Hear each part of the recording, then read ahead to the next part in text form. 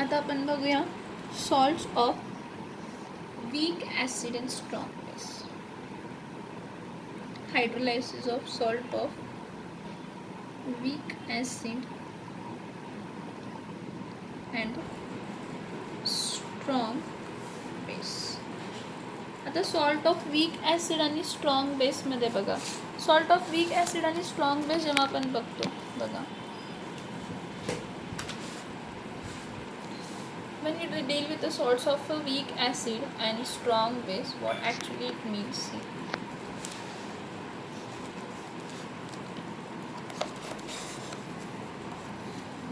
So salts of weak acid and strong base. आता मी घेते CH3COONA is a salt of weak acid. कोणता weak acid? CH3COOH and strong base कोण आहे तर NaOH. Strong base कोणता आहे तर NaOH हा कोण आहे तर strong. So when we are dealing with the salt of weak acid and strong base, CH3COONA is a salt of weak acid CH3COOH and strong base NaOH. ह्यामध्ये काय होणार आहे की when the salt CH3COONA is dissolved, ह्याला आपण dissolve करतो, is dissolved in water, it completely dissociates. ती कशी डिसोशिएट होते? completely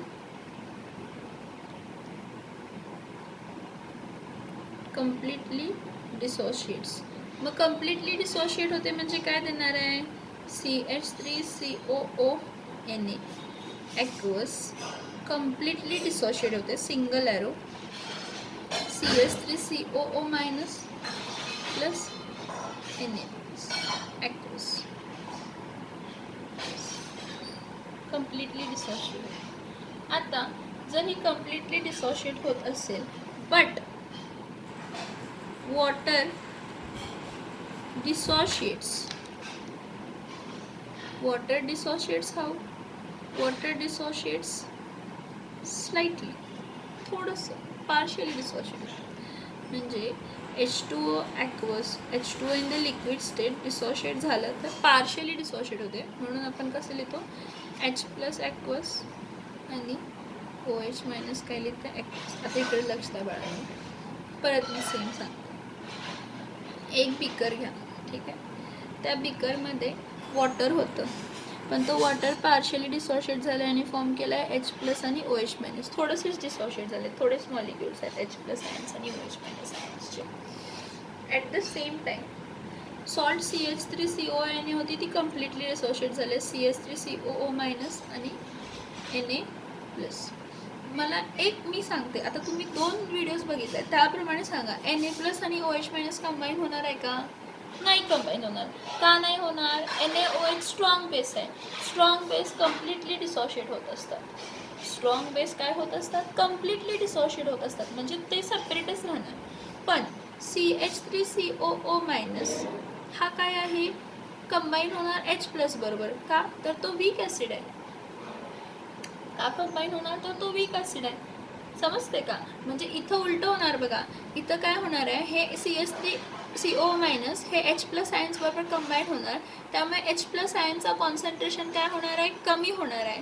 मग जर H प्लस आयन्सचं कॉन्सन्ट्रेशन कमी होत असेल तर इनडायरेक्टली OH मायनस आयन्सचं कॉन्सन्ट्रेशन वाढलं. मग तो सोल्युशन काय करणार आहे? रेड लिटमसला कशामध्ये कन्वर्ट करणार आहे? ब्लूमध्ये. कोणाला कशामध्ये कन्वर्ट करणार आहे? रेड लिटमसला कशामध्ये कन्वर्ट करणार आहे तर ब्लू लिटमस सॉरी रेड लिटमसला कशामध्ये कन्वर्ट करणार आहे तर ब्लू लिटमसमध्ये. का तर OH मायनस आयन्स जास्त आहेत. बेसिक कॅरेक्टर आला. कोणता कॅरेक्टर आला? बेसिक कॅरेक्टर आला. तर इथं मी काय लिहिते बघा, इथं मी लिहिणार काय लिहिणार, when CH3COONA dissociates in water, then Na plus ion have no tendency, त्याच्याकडे टेंडन्सी नसते, त्याच्याकडे टेंडन्सी नसते म्हणजे त्याला तो कंबाईन होत नाही. Have no tendency to combine with OH minus ion of what? Water. Have no tendency to combine with OH minus ions of water because it will form strong base NaOH, which will completely get dissociated. Which will get what? Completely dissociated. हा point समजतोय का बघा.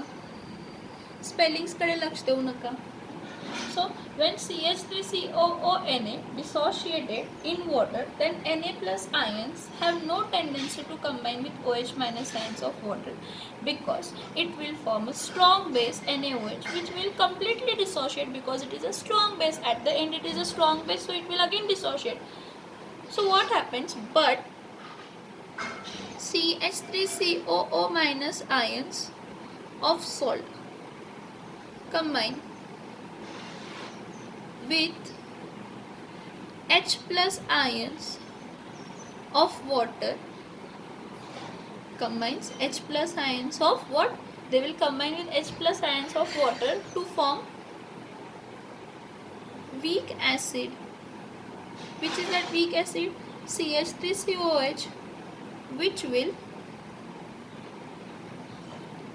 disturb. What it will disturb? Which will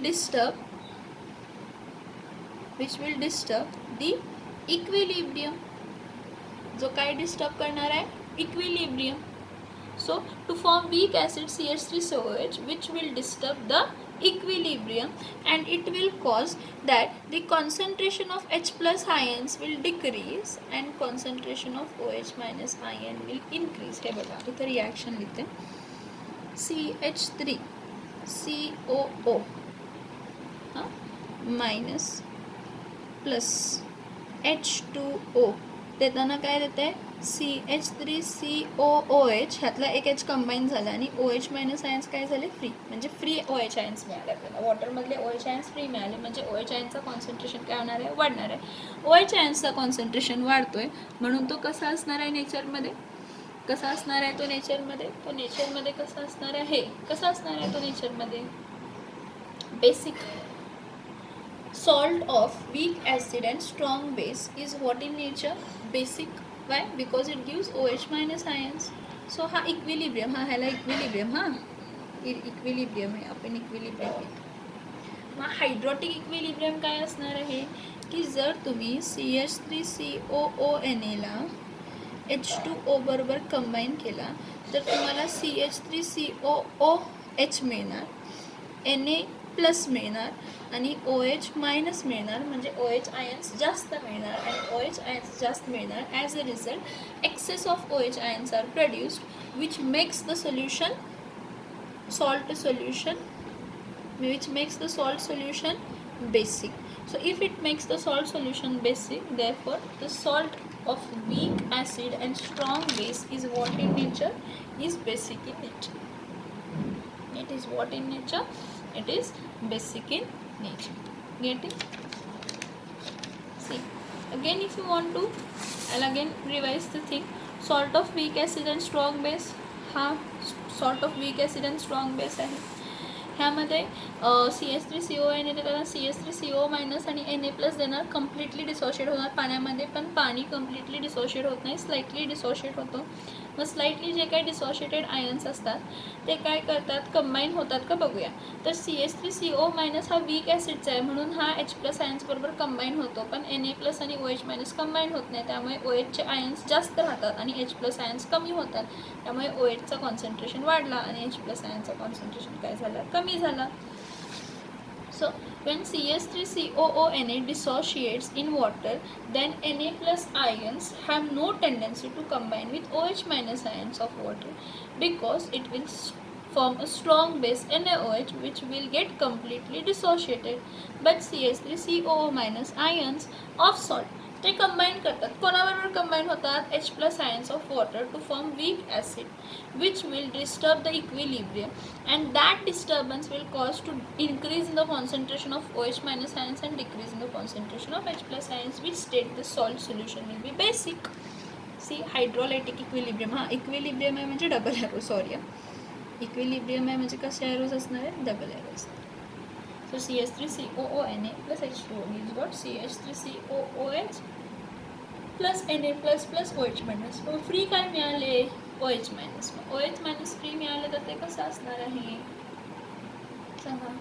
CH3CO minus असेल तर कसं असणार आहे? Basic असणार आहे.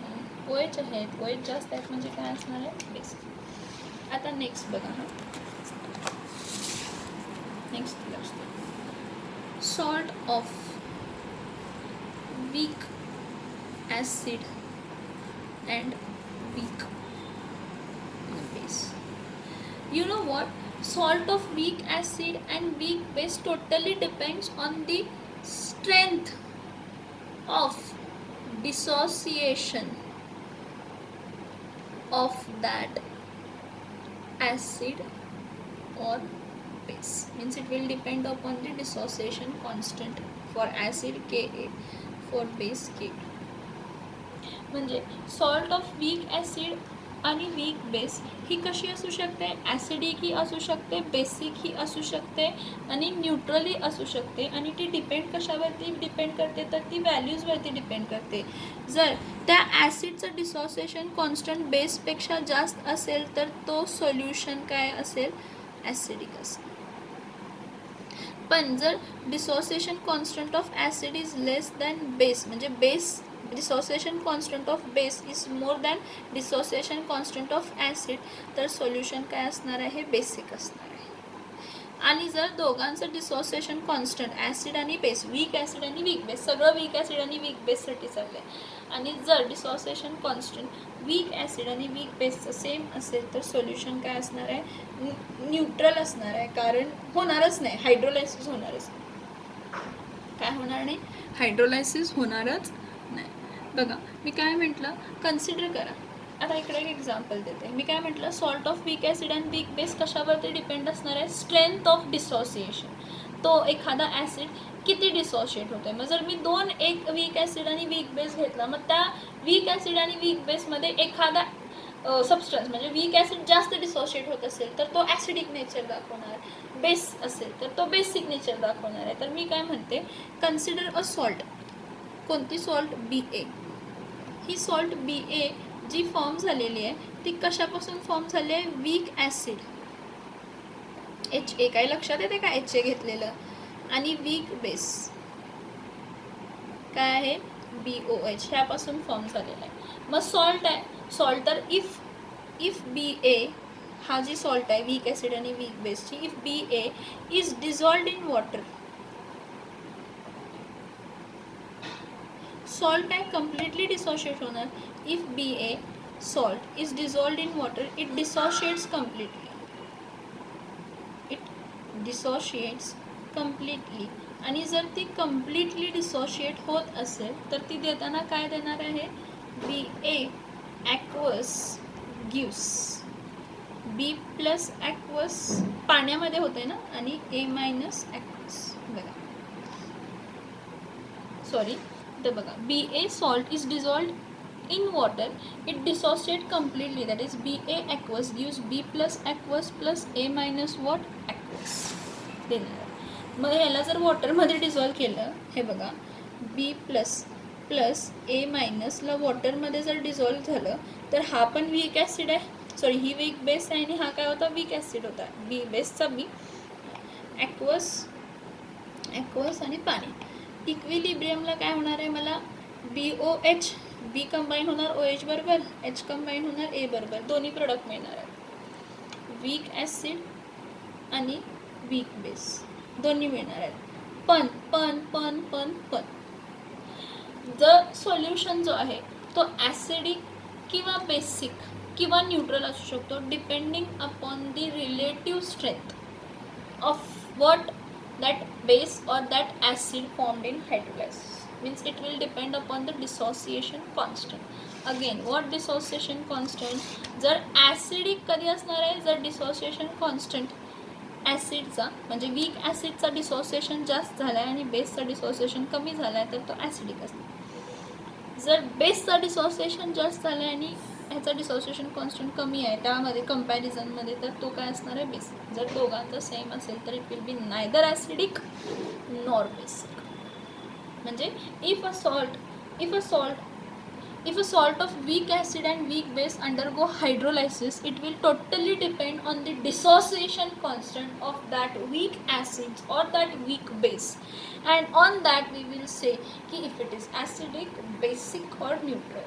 हे सगळं एक पॉईंट आहे वीक ॲसिड वीक बेसचं, सगळं मी तुम्हाला नेक्स्ट व्हिडिओमध्ये दाखवते.